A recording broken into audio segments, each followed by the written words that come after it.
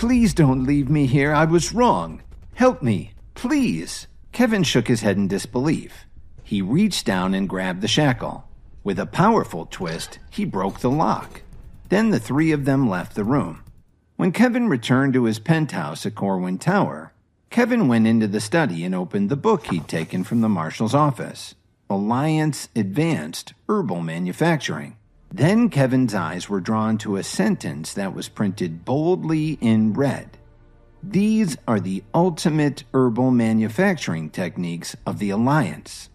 Anyone other than the Alliance's supreme leader who uses these methods without permission will be punished severely. Finally, when he heard Lily getting up in the other room, he put the book away and went out into the hall. Hey, Grandma just had someone give me a call. Everybody in the family has to drop what they're doing and get to the mansion by 10:30. Didn't we just hold a family meeting yesterday? After you left with Officer Emmett yesterday, we were told that Meriwether would be held for arraignment. So his deal with the family ended up falling through. Kevin was sure that nothing good would come of this meeting, so he sent a quick message to Tyler while he was waiting at a red light. When they reached the mansion, Kevin walked with Lily up to the front door. As Kevin and Lily entered the hall, Jason jumped up and shouted, "Kevin, if it wasn't for you, we'd have been able to sell our shares." The rest of the family started insulting him, saying that Lily would be better off with Meriwether than with Kevin. Then they defended Meriwether, saying it was just his nature to be aggressive. Grandma Jones slammed her fist on the table. "I thought about it all night and I've come to a decision. After Mr. Meriwether is released from jail, you will divorce Kevin. Then I'll make arrangements for you to marry our new business partner." "I'll never divorce Kevin." "Whether you agree or not isn't up to you. The two of you will divorce today. This is for the future of the Jones family. It's not negotiable." "You're willing to sell one of your own just for money. You don't know anything about familial love." "Who are you to criticize us?" "You've lost control of your business, and now you're trying to give my wife to Meriwether in exchange for money to fund your next disaster. You're quite the leader." "Get out of here!" Before she could say anything, though, the family butler called from the foyer. "Mrs. Jones, the CEO of KWTD Corporation, Mr. Tyler Dawn, is here to see you." "I'm sorry to disturb you again. May I ask if Lily is here today? I'm actually here to speak with her." Before Grandma Jones could answer, Tyler had already found Lily in the crowd. He walked up to her quickly. "I'm Tyler Dawn. Very pleased to finally meet you, my friend. I have to leave town for some urgent business, so I've decided to transfer my shares in the Jones Family Company to you, along with the earnings from the Import-Export Company. It will all be placed in your name and your name only." Then Tyler gestured for one of his assistants to hand a document to Lily for her to sign. Grandma and the rest of the family were stunned for a moment. "These shares are worth $300 million. I only transfer them to you because I trust you. That's the only reason I did this." "Don't worry, I won't let you down. But, Mr. Dawn, there's one thing I don't understand. Why do you keep calling me friend? This is the first time we've met." While everyone watched in amazement, Tyler put his hand on Kevin's shoulder. "Of course it's because you're Mr. Williams' wife." Just then, one of Tyler's assistants walked over and whispered something in his ear.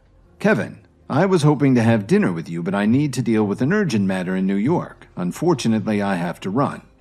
"Okay. Have a safe trip." Then Tyler headed out the door. "You know Tyler Dawn?" "Yes. We're pretty good friends."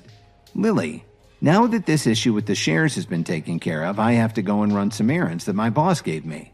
Kevin turned around and quickly left the mansion. This controlling share in the company actually made her more important than Grandma Jones. Just then, Lily's phone vibrated. It was a text from Kevin with a simple message. He told her to hang on tight to the shares and not transfer them to anyone, no matter what. Kevin had just returned to his office at Williams Media when he got a phone call. "May I ask who this is?" "Hello, Mr. Williams. My name is Philip Quinn. Dominic Archer gave me your number." Would you like to purchase one of my herbal pills? So go ahead and name your price. I promise not to bargain with you. The price will be the same as I set for Dominic Archer, $500,000. No problem. Then it's a deal. After hanging up the phone, when the middle-aged couple entered the office, Kevin immediately jumped up from his chair and ran over to them. Mom, Dad, when did you get to Chicago? Kevin was so excited. He gave them a hug and said, Kevin, I heard from your uncle that he put Williams Media under your name. I came to see for myself. Kevin, are you really the CEO of Williams Media now? Yes, Mom and Dad. After Kevin was pushed out by the family, Alan and Sue went back to their old house in the country. Kevin hadn't seen them in almost a year. But actually, we came to tell you some good news. Your cousin Monty Aspinwall is getting married in New York tomorrow. Before Sue could finish, Kevin's phone rang. It was his Uncle Thomas. Hi, Kevin. Are you free tomorrow? Sure, Uncle Thomas. What's going on? Kevin asked curiously. It's like this. Your cousin is getting married tomorrow, so I'd like to invite you back into the family as a guest. Of course. I'll definitely come. Then they discussed the details for a minute before saying goodbye. Did your uncle just invite you to attend Monty's wedding? Yes, he did. Let's all go there together. In the entire family, except for his parents, Monty was the one who had the best relationship with Kevin. In fact, when Kevin was pushed out of the family, Monty was the first one to speak up in his defense. Then Alan and Susan headed out to spend the day walking around downtown Chicago. The next morning, Kevin and his parents headed to Midway Airport to take the company jet to New York. Monty, who had been standing at the entrance welcoming the guests, brightened up immediately when he saw Kevin. Kevin, you're finally here. I've been waiting for you. Monty grinned as he gave Kevin a big hug. I missed you too. Then he turned to his fiancée and took her by the hand. Hannah, this is Cousin Kevin, Uncle Alan, and Aunt Susan. Kevin nodded politely and smiled as he called her Cousin Hannah.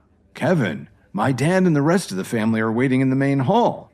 Oh, of course. We'll head in and take a seat. When Kevin and his family walked into the reception hall, Uncle Thomas was greeting the guests warmly. Kevin, I'm so glad you could make it. Then Thomas looked at Alan and Susan. It's good to see you finally made it back. I see the three of you made it to Monty's wedding. When are you leaving? Laura Williams said coldly. Laura, I called Alan and his family to personally invite them back. Laura didn't understand what had happened with Kevin as well as her husband Thomas did. When the Williams family was facing a financial crisis, Grandpa Williams had personally sent his son Thomas a message. He was to make a special trip to Chicago to find Kevin and ask for forgiveness. That's when Kevin agreed to invest his fortune in the Williams family business.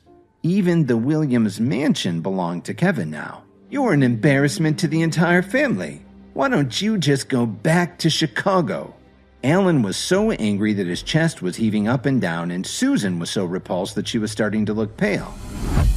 Hi, Kevin here. If you are wondering what happens next, then download the Pocket FM app and listen to the exciting episodes of InstaEmpire now with the link in the description.